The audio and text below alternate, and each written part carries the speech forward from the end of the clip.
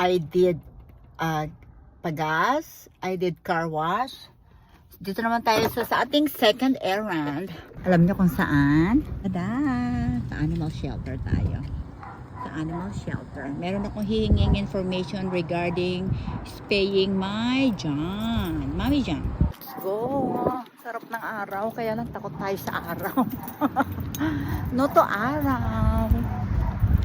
Ayan. Look. Oh.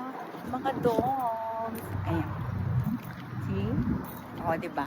Saya. Nakaka-happy pumunta sa animal shelter. There, sabi niyo, welcome.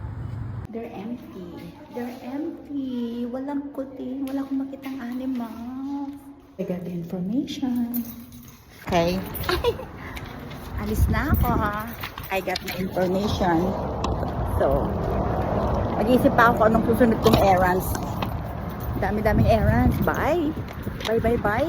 Wala akong nakitang animals for adoption. I don't know why. Wait lang, nahihilo ako. Mainit.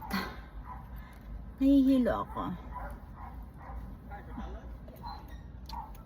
Okay, alis na ako. Sayang naman yung oras. Nahihilo ako.